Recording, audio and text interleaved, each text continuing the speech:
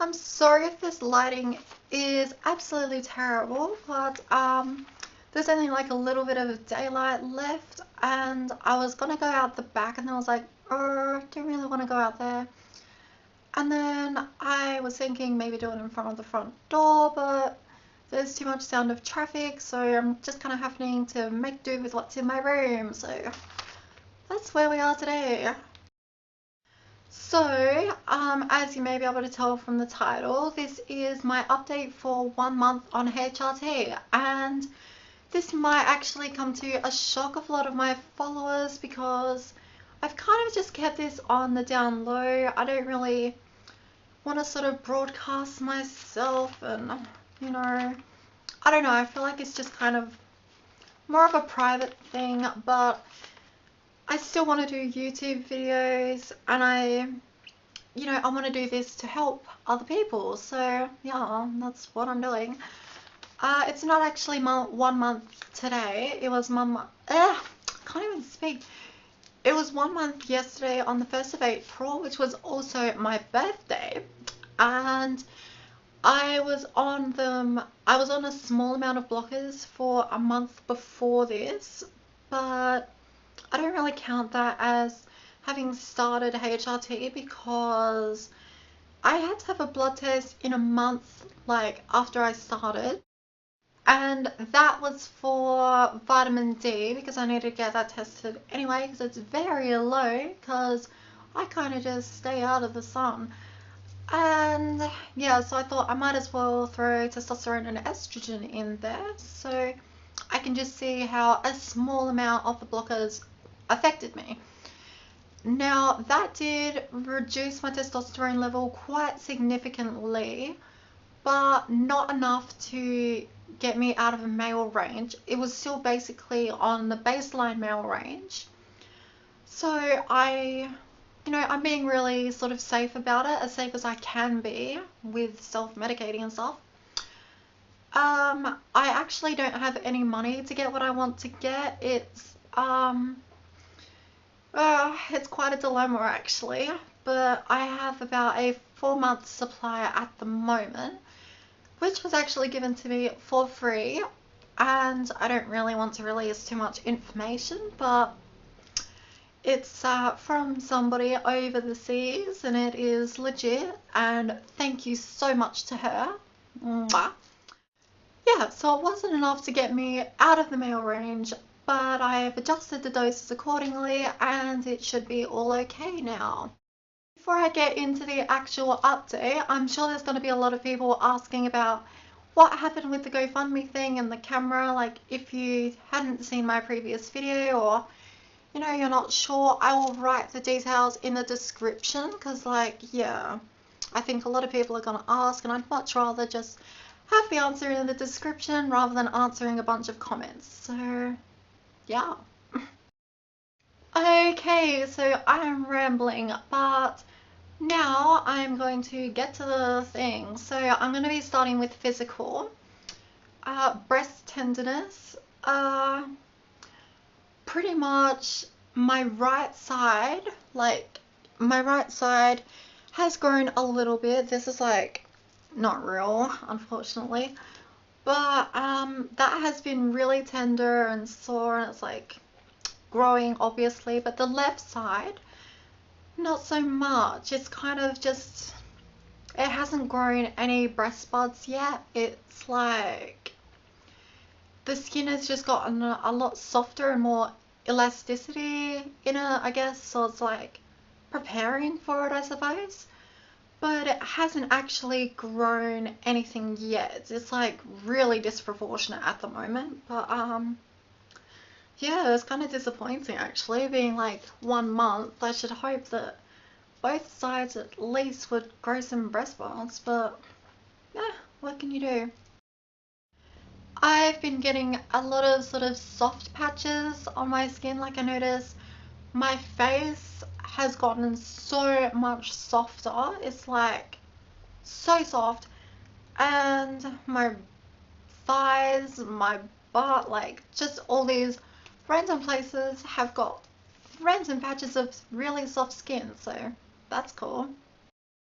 I haven't really really noticed many changes, obviously, but my face, it's sort of, I didn't really notice much, but there's something a little bit softer about my face, something, I don't know, something to do with my cheek. It's like, I really can't put my finger on it, but there's something there. It's very minimal, but it's something.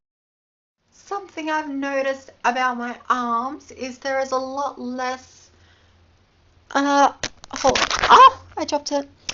There's a lot less protruding veins, like especially in hot weather, because heat expands things. My veins would usually show up quite a lot, and that's pretty much not noticeable.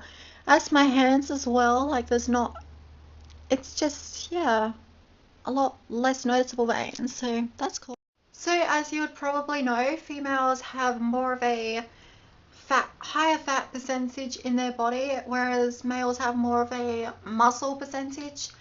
And I've noticed my muscles, like what little muscles I have been deteriorating, and something that has shown that quite a lot, which is not really a good thing, is my arms have kind of got flabby. I don't know if you're going to even see it, but I can't believe I'm showing you this. But so it's like the muscle that was there has kind of deteriorated and turned into a flabby arm. So I mean, it's not really flabby, but I've definitely noticed it. It's definitely different there. Now, something I don't really want to talk about. It's kind of really awkward and but testicles, they have shrunk quite a lot, which is a good thing. And yeah, there's not really much else to say about it. They've shrunk. In terms of going to the toilet, the blockers make you need to go to the toilet a lot more for urinating, which is like, I'm not actually quite sure why, but it does. And I've definitely noticed that. It's really annoying, especially when I first started it. It was like, oh, I have to go so much. It's kind of a little bit better now, but it's still, yeah, I have to go to the toilet a lot more. So that's pretty much all of the physical things I've noticed so far. So now I'm going to move to emotional. So I feel a lot more comfortable in myself. That's a definite change. I feel definitely just more at ease. I feel like I can handle things a lot better. I just feel closer to myself. So I actually haven't cried in about 9 months. And before that, I don't even know how long it was. It's like, I can just never cry. It's crazy. And I kind of had this idea that with starting HRT, I would feel, you know, more emotional and be able to connect with that. But yeah, I kind of haven't been able to. So I'm still not really feeling fully emotionally connected. So I'm hoping that will come with time, because yeah, I really want to be able to cry. It's like, yeah, it's not a good thing. In terms of anxiety and depression, anxiety for some reason has gone up a bit. It's been sort of peaking lately. I've been so anxious about everything, and it's like, oh, I don't know. It kind of goes up and down, but it's been a bit worse. Depressive moods, they have been, like when I feel really depressed, it's more severe. It's definitely more intense, but it's more short-lived. I don't feel it for as long. And with the other effects and everything, all the good things that come from it, it's a lot more manageable overall. So yeah, that's pretty good. In terms of anxiety and depression, anxiety for some reason has gone up a bit. It's been sort of peaking lately. I've been so anxious about everything, and it's like, oh, I don't know. It kind of goes up and down, but it's been a bit worse. Depressive moods, they have been, like when I feel really depressed, it's more severe. It's definitely more intense, but it's more short-lived. I don't feel it for as long. And with the other effects and everything, all the good things that come from it, it's a lot more manageable overall. So yeah, that's pretty good. I get into irritable moods a lot more now. It's kind of like before I could sort of manage people a bit, and I've never been a people person. I'm still not. I'm incredibly introverted, and yeah, that's not really changing. But yeah, I'm just kind of having more of those moods where it's like, not putting up with your shit. Like, bye bye.